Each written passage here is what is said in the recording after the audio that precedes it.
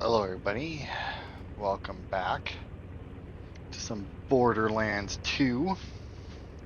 As you can see, we're back in the Caustic Caverns. Looking for treasure. Now, I don't know how long this will take us, but it shouldn't be too long, since everything down here is fairly low level.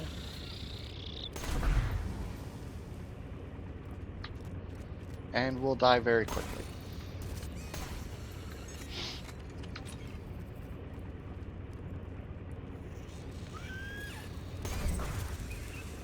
Especially with my acid cloud and my new gun.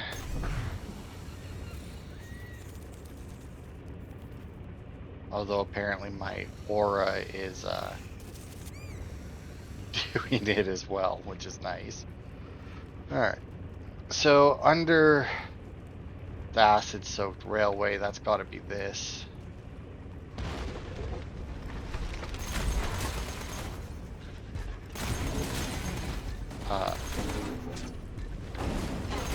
These guys are still going to be a pain just because, you know, of what they are. Although, come to think of it, I have a Nova shield on right now, and theoretically, if they pop that when I'm next to them, that would just hit all of their crystals, right? I have a feeling that there's something, yeah, floating up there. Alright, so under the acid-soaked railway is a clue of some kind. Not to mention a bunch of crystalists. No?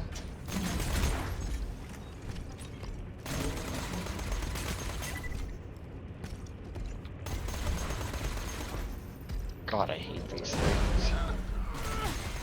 It's one of those enemies that I feel like were better on paper than in practice.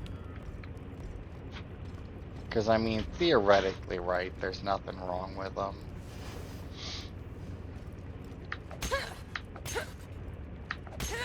You know, it's just like the way they're built. Like, if you could still do damage to them outside of the crystals, it would be fine.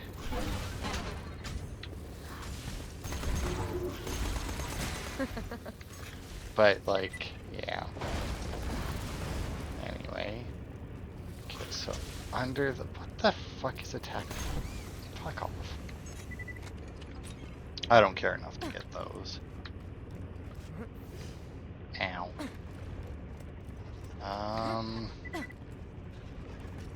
No, good lord. Here, take that.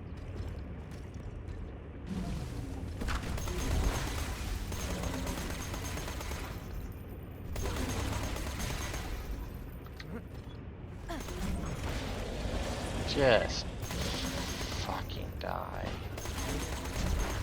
It also doesn't help that my acid cloud spawns on their body. You know, their body that doesn't actually take damage. It would also be nice if I didn't pick those up from so far away. There we go. Fuck you. Oh, what the fuck is with these annoying fuckers coming at me like that? Okay, well, I'm under the acid-soaked railway. Not entirely sure what I'm looking for when it comes to clues, though. Because all it says is clue. And the fact that, like, it's a check mark leads me to believe that there is, like, something I'm supposed to be finding, but, like,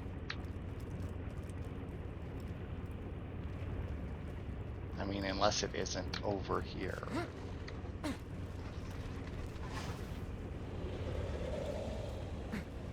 where were you when I was like just over here?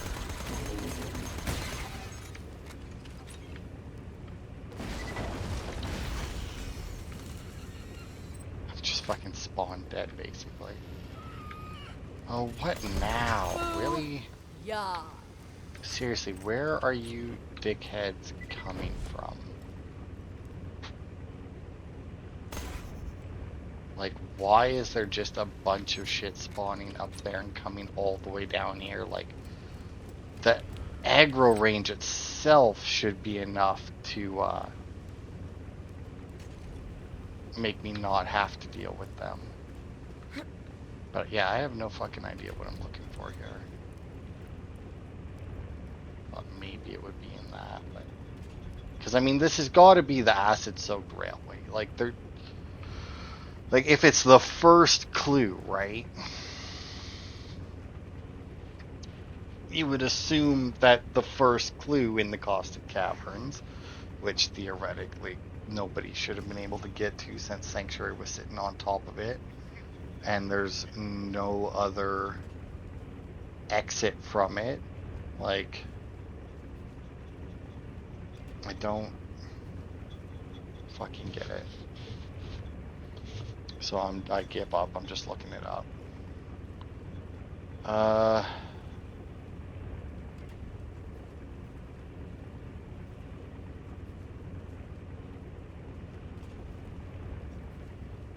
Okay, apparently there's some kind of lever I need to press.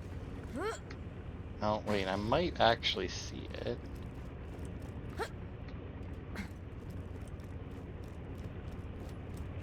No. No, it's just this thing I saw. But yeah, apparently there's some kind of lever. Oh, there we go. Well, fuck me. That's what I'm looking for. Good lord. Okay, well, now that I know what I'm looking for, which usually is the hardest fucking part of these kinds of quests in RPGs and that, where it's like, follow the clues. And it's like, okay, but like, what exactly am I looking for at the clue location? Oh, this should just... Oh, and I have a feeling that we got another... Nope, alright. Nope, don't want to go that way. Don't know why I jumped that way. Don't know why at any point the thought went through my mind that that was the correct direction. Alright, so in the warehouse on the shore, obviously that's like just in front of us. By the looks of it, it's just going to take us all the way through it. Also, it's good to know that my aura is enough to just eliminate the turf thresher tentacles. Of course, it doesn't stop them from slapping the shit out of me, but, you know. That's beside the point. Oh god, speaking about getting the crap kicked out of me, I was playing, so I decided, since like I found emulators that I can download onto my phone and computer, but phone mostly, that I was gonna go through the original Pokemon games, right? Since I never really 100%ed them as a kid, you know, like I never completed the Pokedex in like the original games. Just give up.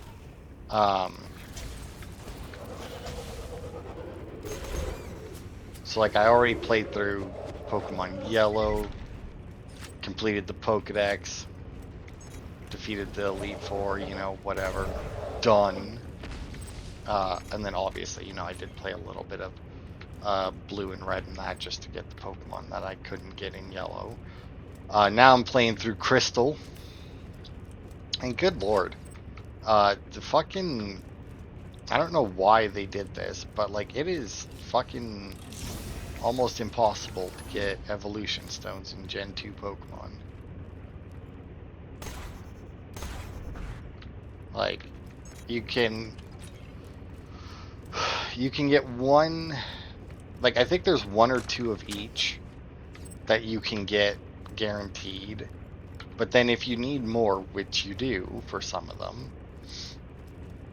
you have to register the correct phone number Like, find the right person with a phone. Find the right person, fight them, talk to them so that you can get their number. None of that very hard, obviously. If you know who you're looking for, it's not hard. Good lord. So do my aura kills like reset my aura? This is the power of a siren. Like, is that what's happening here?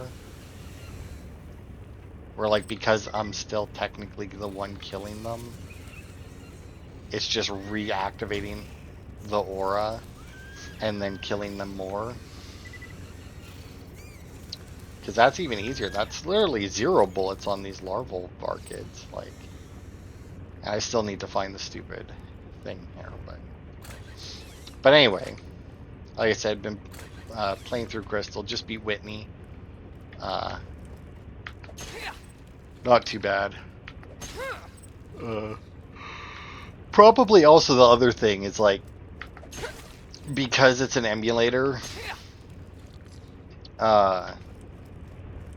and because the games are so old and, you know, obviously disconnected from anything that anybody else could possibly care about, I don't mind cheating a little bit. So, like, I 100% have, like, the infinite rare candies. So, like, basically I look up, which actually means that I'm weaker than I normally am when I fight a gym leader. Which is the weird part, right? Because, like, especially back, the way I normally play Pokemon, and especially back in when I had those games. Like, back when I had those games, I just basically used my starter and stomped through the game. So, like, it didn't take long for me to be severely over-leveled and just wipe out everything, right? Oh, and by the way, yes, I will probably be talking about Pokemon for most of this, because this quest sent us back to an area that we've already been to and cleared out before.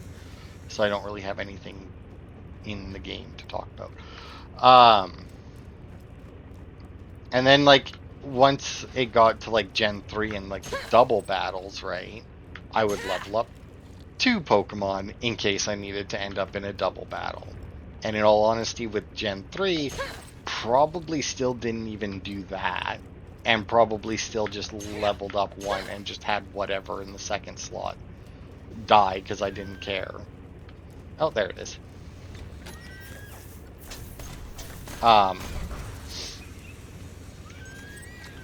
But then, right, since I'm here, that was mostly because I can't stand grinding in anything. Like, it's why I fucking love the golden chest in these games, because I don't need to fucking grind the same enemy over and over in the off chance that I get a weapon I can use. Because, by the way, still haven't got the skin from King Mon in the Iridium Blight, despite having killed him quite a few times now. I don't know, I haven't been keeping track. What's the next one? In the Digger's Shadow? Okay. Don't really know where that is, but I guess we'll just look for a big digging machine.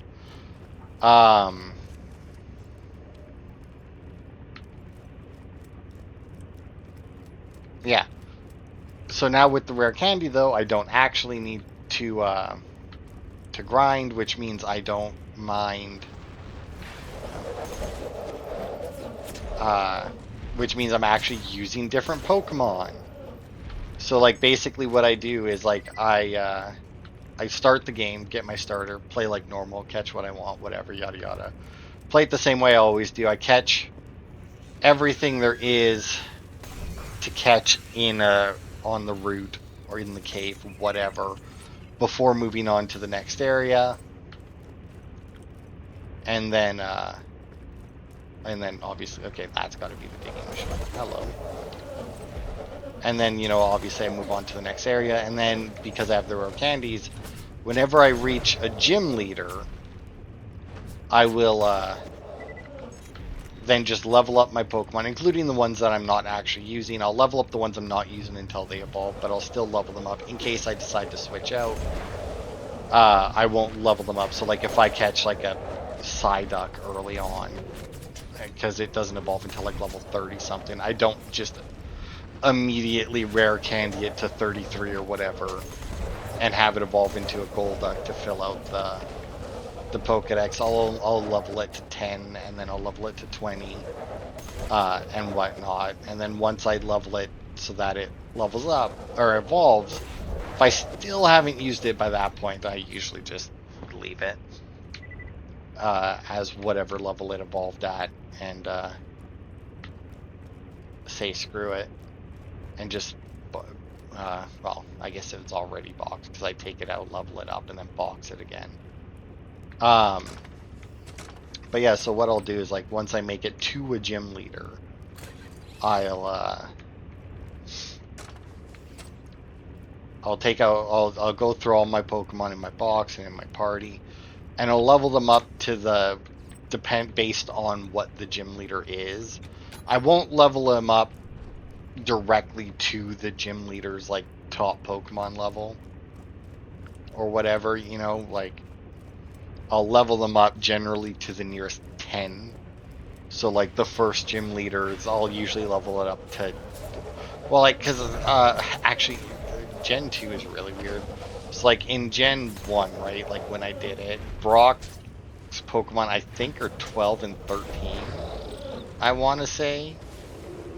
At the very least, they're 12. I'm not sure if the Onix is 13 or not, but I'm pretty sure they're at the very least 12. But like, I didn't level up my Pokemon to 12. I just leveled them up to 10. And then when I got to Misty, I leveled them up to 20, which I think more or less matched her. That was fun. And then because I was playing Yellow, when I got to Surge, he had his Raichu at 28, so I leveled all my Pokemon to 30.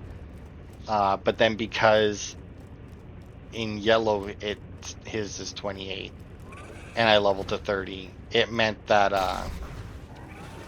I was already, like, I didn't need to worry about using rare candies again for like the next gym leader because they also weren't over 30. But like basically that's how I'll do it, right? It's like, oh, your strongest Pokemon is what the hell caused that acid pile? Anyway, it's like, oh, your strongest Pokemon is 28. All right, well, I'll get up to 30 then, you know. And then like if they were 32, I'd still only go to 30, you know. And they're usually good about that. So like I ended Yellow with all my Pokemon 80, I want to say. A couple of them probably leveled up during the Elite Four, but like I went into the Elite Four with level 80s from what I recall.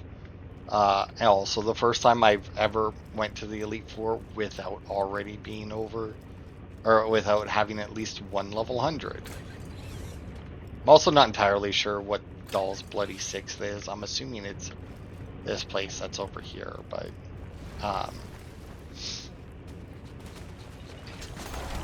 yeah, like Gen 2 is really weird because like obviously first gym leader Faulkner, bird flying type specialist, the bird guy,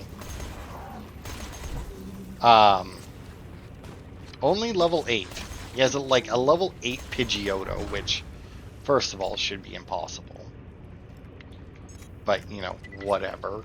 But then yeah, and the weird part isn't even that it's only level 8, because you get there like, well, no, I feel like you probably get there about as fast as you get to Brock.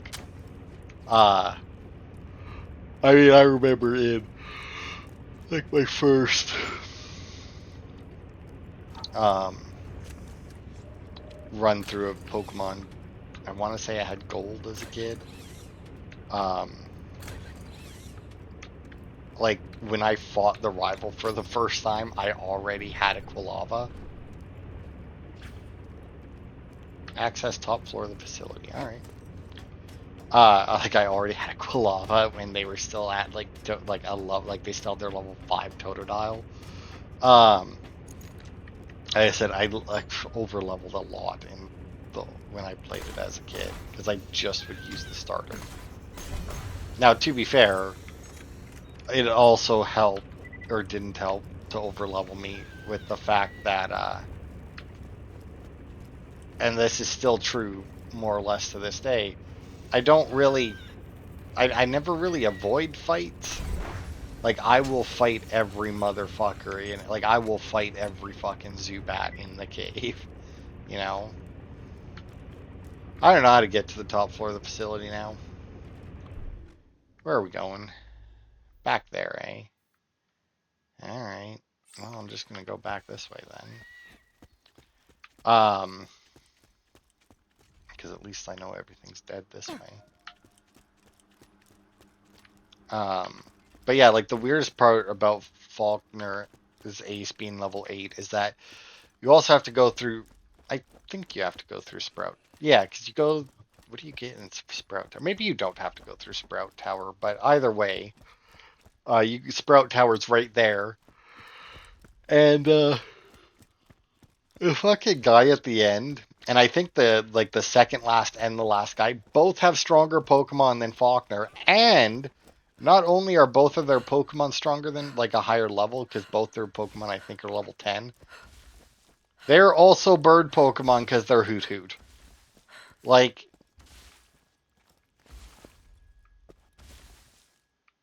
what is going on here? Is something? Oh yeah, there's something. That was satisfying, huh? Like that's the weird part to me is like, not only is Faulkner not even the best trainer in Violet City, he's not even the best bird trainer in Violet City. Like, it's super fucking weird. But anyway,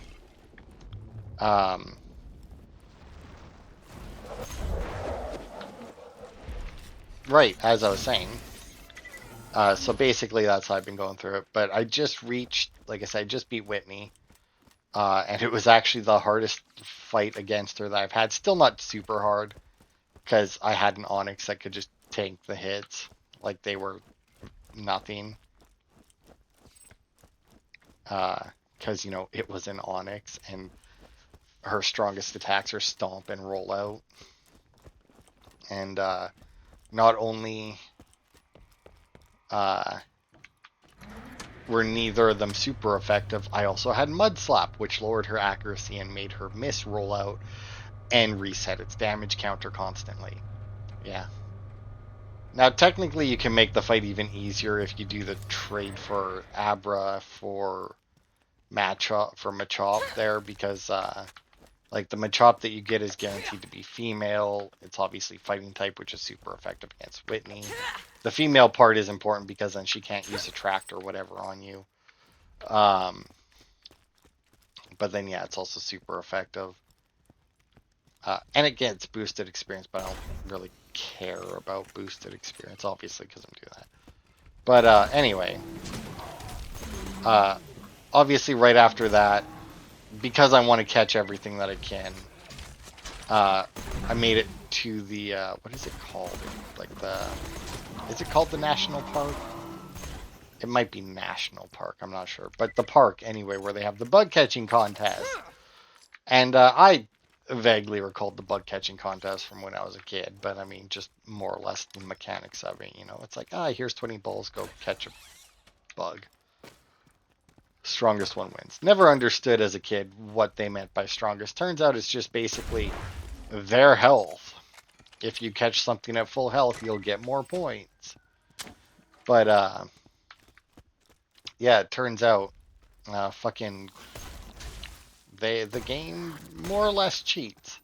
So, like, the way that your score at the end is calculated, right, is like their max health times 4 or something.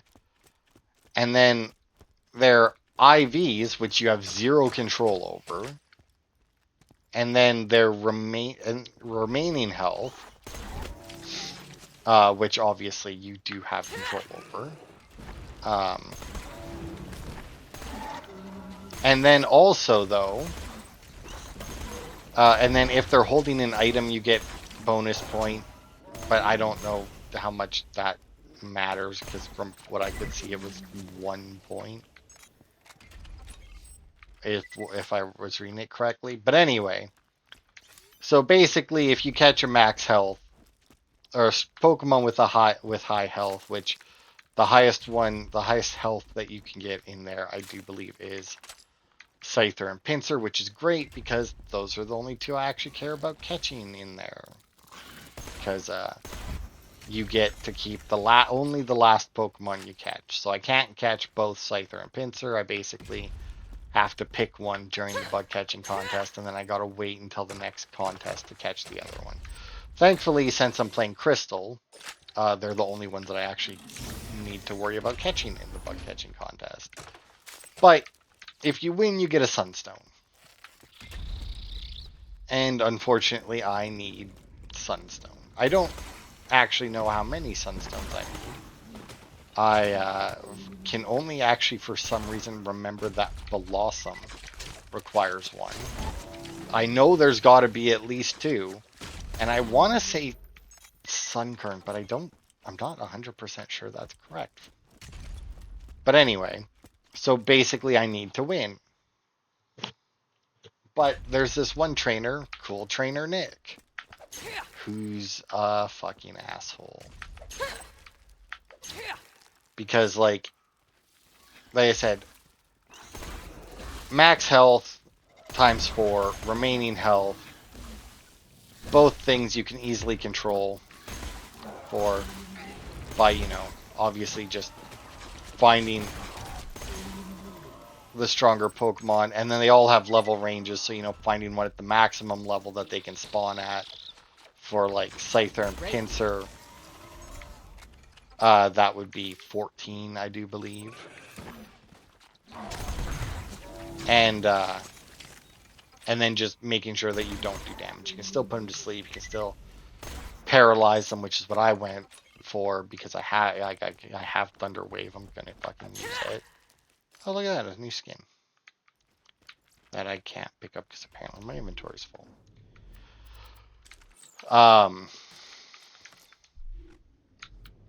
And then their IVs, which you have 0 control over. So, like, I want to say the best score you can get is like a perfect IV level 14 Scyther or something is like the maximum points possible.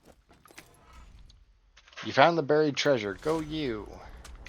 Yeah, now how's this gonna screw me? Oh no, it actually is treasure. Look at that. Seriously, what is with the fucking bar kids? Oh, look at that.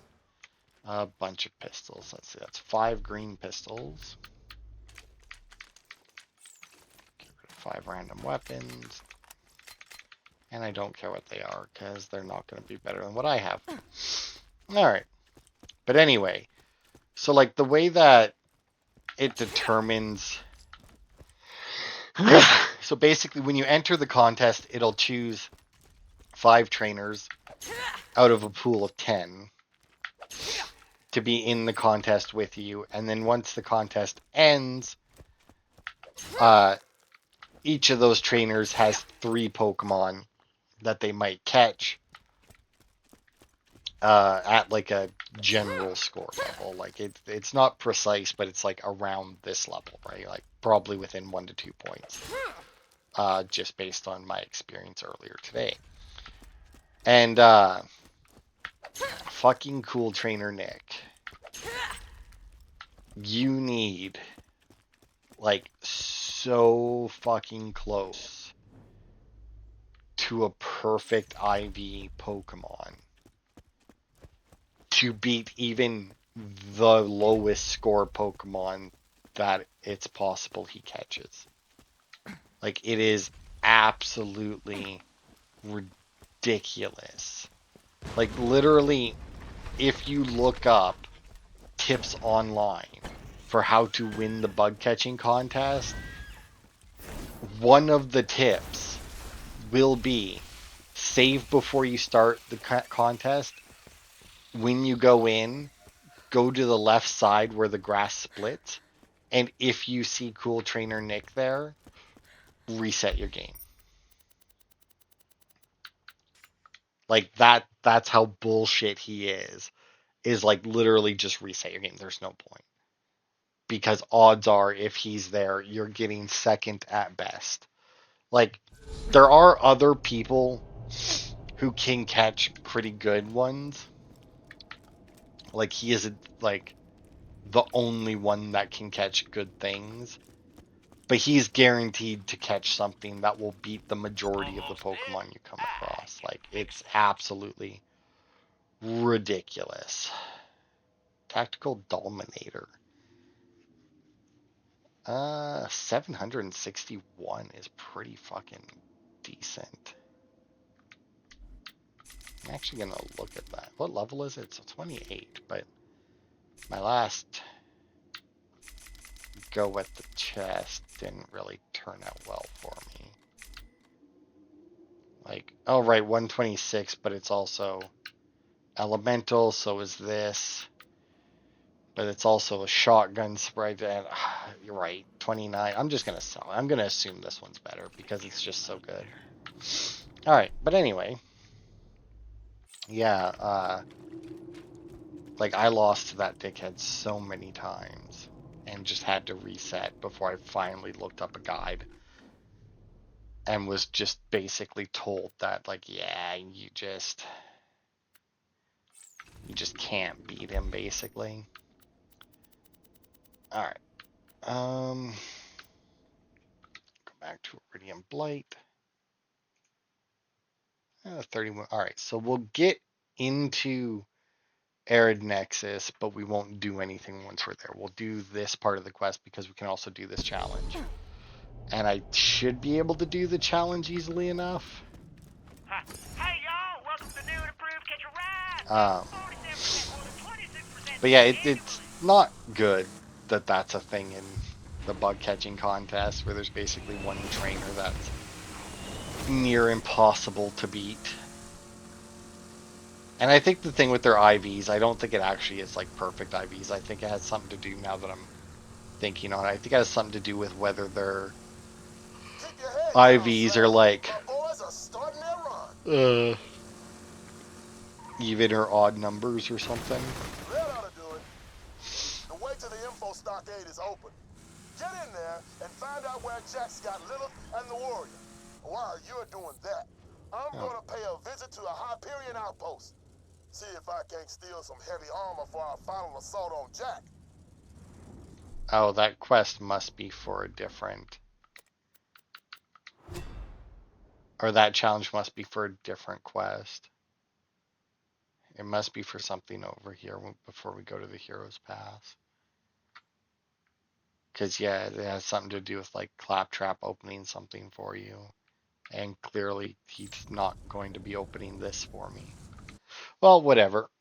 Like I said, it was like a half-hour thing where I talked about Pokemon, for basically, as I ran around an area we were already in. But hey, that's the area the game sent us to, so there's not really much I can do about that. Hey, look at that. We're actually, that's kind of weird that it spawned us on the thing.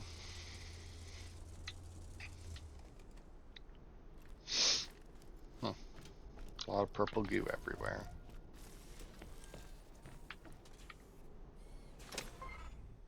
Mark the Odoma charges for extraction. Alright. You see that building with the light shooting out of it? That's the info stockade. That one over We're there. gonna get you there through Achievement. the main Iridium pipeline. Head there now. Alright. Let's see. What level are these vending There machines? should be a ladder on the 28. side of the pipe leading to a maintenance hatch. You know, Use that to get inside the pipeline. It'll be messy, but it'll lead you to the stockade. feels like 28 is like really what they're wanting me to like be at, considering how many things are that level. Anyway, I think we'll still end it here because we do have a couple of quests to do here and challenges. I think we'll do this challenge or this mission first, obviously. Good lord, this is a big area. There's gotta be way more missions in here. this is Arid Nexus, right? So it should be like, yeah, there you go. Arid Nexus Boneyard. 2 vault symbols. Hit the hidden button at the refinery base to summon Hyperion troops, then kill them. And the other one is undiscovered. So let's see. Arid Nexus. Oh, come on. Boneyard. Because that's apparently where we are. What's this hidden challenge?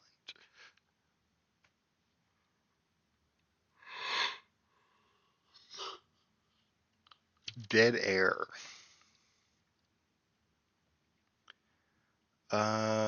Involves Hunter Hellquist, the Hyperion Truth Network. Turn off the radio on Hunter Hellquist back before killing him. Okay, so there's going to be a guy that we have to kill down there. We just have to turn. Okay, well that doesn't sound too hard. That just sounds like one of those challenges where it's like, yeah, you might fuck it up if you if you don't know about it.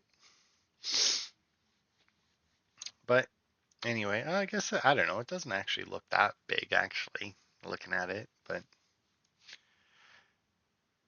yeah. Anyway, like I said, that'll be it for this part. And yeah, it actually just looks like there's a lot of empty space. So it actually shouldn't. Loader, pump station, Hyperion Truth Network. Oh, because the info stockade isn't even here. It's in the Badlands. So it's actually in the next zone. Which is weird. But anyway, like I said, thanks everybody for watching, and I will see you next time for more.